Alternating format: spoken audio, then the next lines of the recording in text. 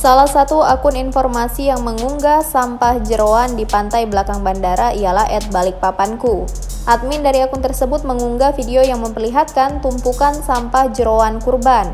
Pembuat video itu berkeliling memperlihatkan sampah-sampah jeroan tersebut. Terlihat juga seorang pria tua yang membakar sedikit tumpukan dari sampah jeroan itu. Dalam keterangan yang ada di video, admin menegaskan pembuangan sampah di wilayah tersebut harus dihentikan. Keterangan lain juga diberikan dalam unggahan tersebut. Akun Instagram Dinas Lingkungan Hidup atau DLH Balikpapan bahkan ditautkan. Warganet yang melihat unggahan itu lantas ramai memberikan tanggapan. Banyak dari mereka yang mendukung pernyataan dari admin tersebut.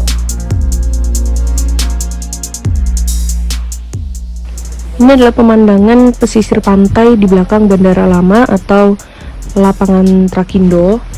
Kalian bisa lihat di sini banyak sekali jeroan-jeroan sapi yang ternyata ini sengaja dibuang oleh oknum tidak bertanggung jawab di pesisir pantai sini. Limbah-limbah ini sudah ada sejak hari Sabtu. Selain jeroan, di sini juga mereka membuang kulit kambing dan kepala kambing.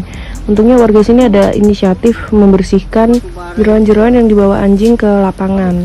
Tapi mereka nggak sanggup kalau misalnya harus bersihin kotoran-kotoran yang ada di pesisir pantai ini.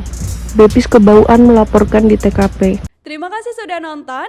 Jangan lupa like, subscribe, dan share ya.